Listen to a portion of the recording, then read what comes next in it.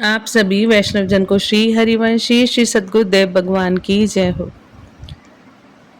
महाराज श्री की कृपा से, उनके श्री चरणों के बल से, उनके श्री चरणों के आश्रय से हम श्रीमद् भगवद गीता साधक संजीवनी श्रवण और कथन करने का और मनन और चिंतन कर अपने आचरण में उतारने का, अपने हृदय में उतारने का गुरु कृपा से प्रयास कर रहे हैं। आइए हम आगे का प्रसंग, आगे की कथा प्रारंभ करते हैं। जिनसे बाण चलाए जाते हैं, फेंके जाते हैं, उनका नाम ईश्वास अर्थात धनुष है।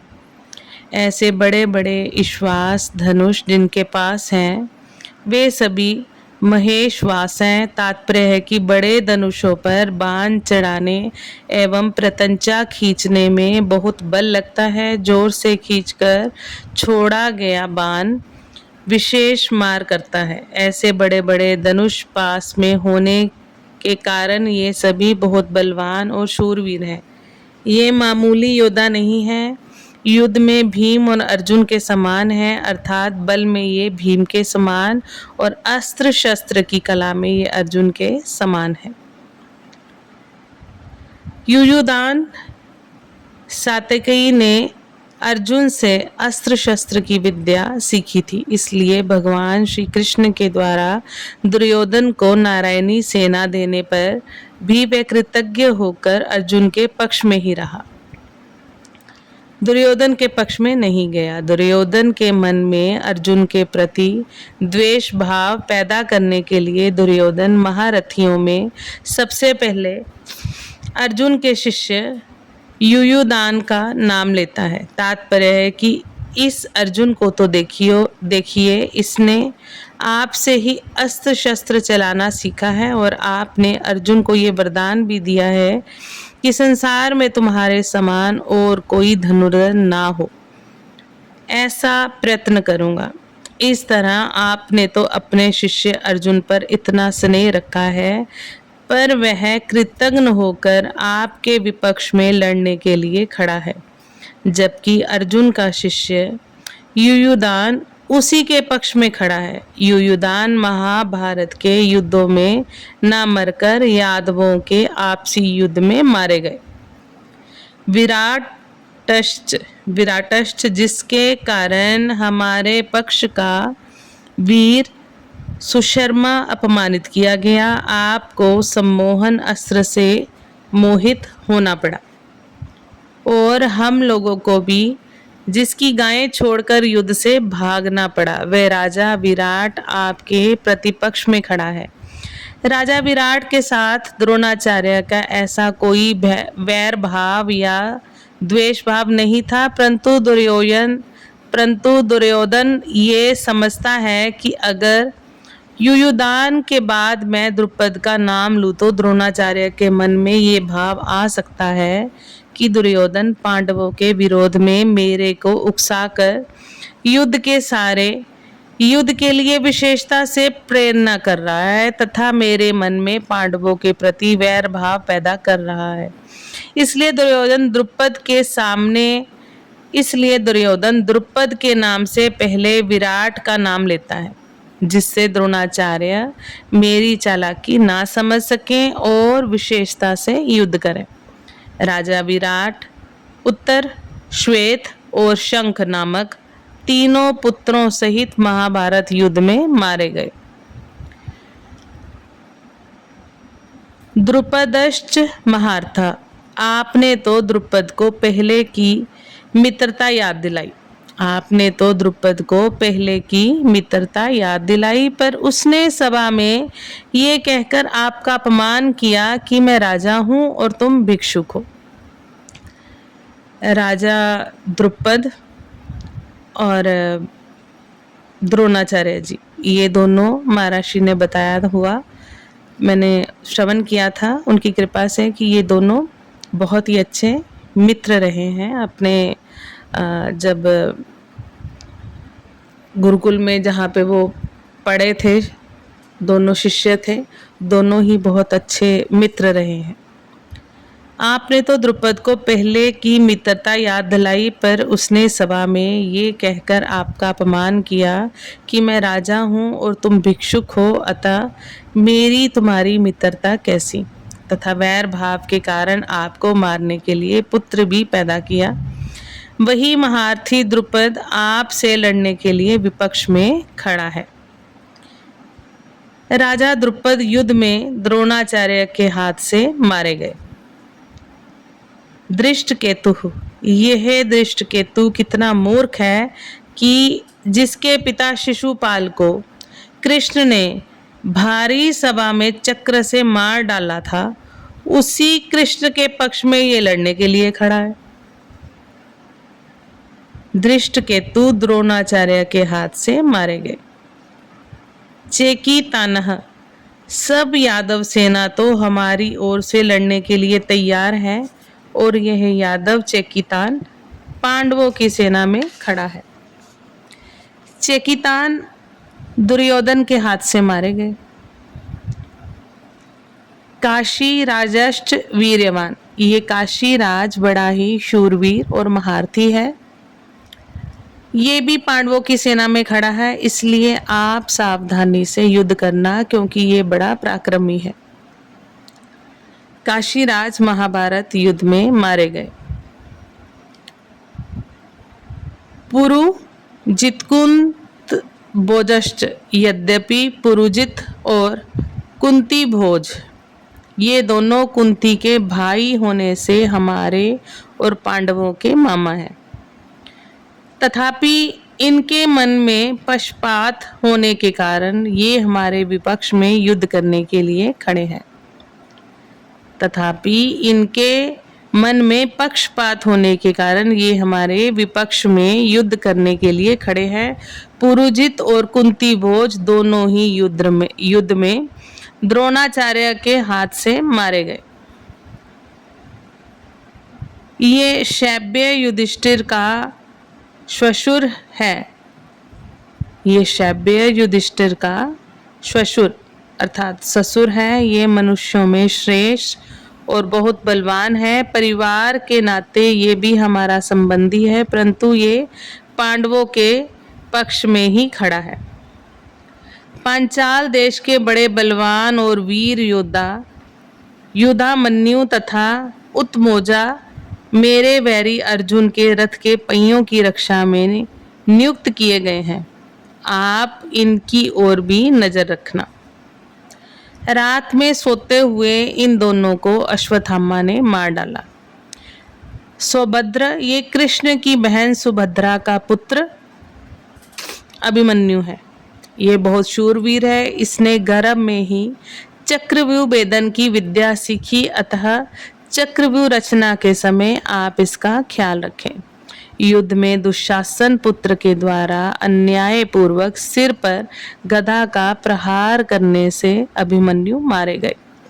युधिष्ठिर, भीम, अर्जुन, नकुल और सहदेव इन पांचों के द्वारा द्रौपदी के गर्भ से क्रमशः प्रतिविंध्य, सुतसोम, श्रुतकर्मा, शतानीक और श्रुतसेन पैदा हुए हैं। इन पांचों को आप देख लीजिए।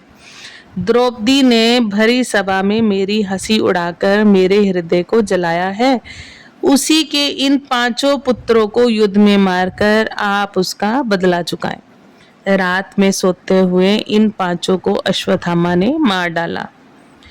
ये सब के सब महारथी हैं, जो शास्त्र और शास्त्र विद्या दोनों में प्रवीण हैं और युद्ध में अकेले ही एक साथ 10,000 धनुर्धारी योद्धाओं का संचालन कर सकता है। उस वीर पुरुष को महारथी कहते हैं। ऐसे बहुत से महारथी पांडव सेना में खड़े हैं। द्रोणाचार्य के मन में पांडवों के प्रति द्वेष पैदा करने और युद्ध के लिए जोश दिलाने के लिए दुर्योधन ने पांडव सेना की विशेषता बताई। दुर्योधन के मन में विचार आया कि द्रोणाचार्य पांडवों के पक्षपाती हैं ही, अतः वे पांडव सेना की महत्ता सुनकर मेरे को ये कह सकते हैं कि जब पांडवों की सेना में इतनी विशेषता है तो उनके साथ तू संधि क्यों नहीं कर लेता। ऐसा विचार आते ही दुर्योधन आगे के 3 श्लोकों में अपनी सेना की विशेषता बताता है। दुर्योधन द्रोणाचार्य जी से कहता है कि हे द्विज श्रेष्ठ, जैसे पांडवों की सेना में श्रेष्ठ महारथी हैं, ऐसे ही हमारी सेना में भी उनसे कम विशेषता वाले महारथी नहीं हैं। प्रत्युत उनकी सेना के महारथियों की अपेक्षा ज्यादा ही विशेषता रखने वाले हैं। उनको भी आप समझ लीजिए। तीसरे श्लोक में पश्य और यहाँ निबोध क्रिया देने का तात्पर्य है कि पांडवों की सेना तो सामने खड़ी है, इसलिए उसको देखने के लिए दुर्योधन पश्य अर्थात देखिए क्रिया का प्रयोग करता है, परंतु अपनी सेना सामने नहीं है, अर्थात अपनी सेना की तरफ द्रोणाचार्य की पीठ है, इसलिए उसको देखने की बात ना कहकर उस पर ध्यान देने के लिए दुर्योधन निबोध अर्थात ध्यान दीजिए क्रिया का प्रयोग करता है।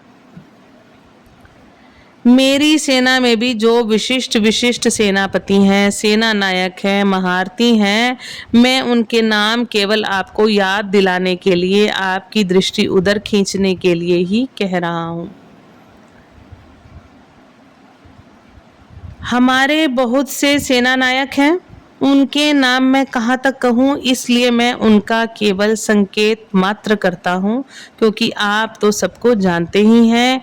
इस श्लोक में दुर्योधन का ऐसा भाव प्रतीत होता है कि हमारा पक्ष किसी भी तरह कमजोर नहीं है, परंतु राजनीति के अनुसार शत्रु पक्ष चाहे कितना ही कमजोर हो और अपना पक्ष चाहे कितना ही सबल हो, ऐसी अवस्था में भी शत्रु पक्ष को कमजोर नहीं समझना चाहिए और अपने में उपेक्षा, उदासीनता आदि की भावना किंचन मात्र भी नहीं आने देनी चाहिए। इसलिए सावधानी के लिए मैंने उनकी सेना की बात कही और अब अपनी सेना की बात कहता हूँ। दूसरा भाव यह कि पांडवों की सेना को देखकर दुर्योधन पर बड़ा प्रभाव पड़ा, उसके मन में कुछ भय भी हुआ, कारण कि संख्या में कम होते हुए भी पांडव सेना के पक्ष में बहुत से धर्मात्मा पुरुष थे और स्वयं भगवान थे। जिस पक्ष में धर्म और भगवान रहते हैं उसका सब पर बड़ा प्रभाव पड़ता है। पापी से पापी, दुष्ट से दुष्ट व्यक्ति पर भी उसका प्रभाव पड़ता है। इतना ही नहीं, पशु पक्षी वृक्ष लता आदि पर भी उसका प्रभाव पड़ता है, कारण कि धर्म और भगवान नित्य हैं। कितनी ही ऊंची से ऊंची भौतिक शक्तियां क्यों ना हो, वे सभी अनित्य ही हैं। इसलिए दुर्योधन पर पांडव सेना का बड़ा असर पड़ा, परंतु उसके भीतर भौतिक बल का विश्वास मुख्य होने से वह द्रोणाचार्य को विश्वास दिलाने के लिए कहता है कि हमारे पक्ष में जितनी विशेषता है उतनी पांडवों की सेना में नहीं है, अतः हम उन पर सहज ही विजय कर सकते हैं। आप और पितामह भीष्म दोनों ही मुख्य, दोनों ही बहुत विशेष पुरुष हैं। आप दोनों के समक्ष संसार में तीसरा कोई नहीं है। अगर आप दोनों में से कोई एक भी अपनी पूरी शक्ति लगाकर युद्ध करे तो देवता, यक्ष, राक्षस, मनुष्य आदि में कोई भी ऐसा नहीं है जो आपके सामने टिक सके। आप दोनों के पराक्रम की बात जगत में प्रसिद्ध है ही। पितामह भीष्म तो अबल ब्रह्मचारी हैं और इच्छा मृत्यु है उनको, अर्थात उनकी इच्छा के बिना उन्हें कोई मार ही नहीं सकता। महाभारत युद्ध में द्रोणाचार्य धृष्टद्युम्न के द्वारा मारे गए और पितामह भीष्म ने अपनी इच्छा से ही सूर्य के उत्तरायण होने पर अपने प्राणों का त्याग कर दिया। कर्ण तो बहुत ही शूरवीर है, मुझे तो ऐसा विश्वास है कि वह अकेला ही पांडव सेना पर विजय प्राप्त कर सकता है। उसके सामने अर्जुन भी कुछ नहीं कर सकता, ऐसा वह कर्ण ही हमारे पक्ष में है। कर्ण महाभारत युद्ध में अर्जुन के द्वारा मारे गए। कृपाचार्य की तो बात ही क्या है, वे तो चिरंजीवी हैं, हमारे परम हितैषी हैं और संपूर्ण पांडव सेना पर विजय प्राप्त कर सकते हैं। अश्वत्थामा, बलि, वेदव्यास, हनुमान जी, विभीषण, कृपाचार्य, परशुराम और मार्कंडेय, ये 8 चिरंजीवी हैं, शास्त्र में लिखा है। आज हम वाणी को यहीं पर विश्राम देते हैं महाराज की कृपा से। कल हम आगे प्रसंग को बढ़ाने का प्रयास करेंगे। आप सभी वैष्णव जन को श्री हरिवंशी श्री सतगुरुदेव भगवान की जय हो। जय जय श्री राधे श्याम।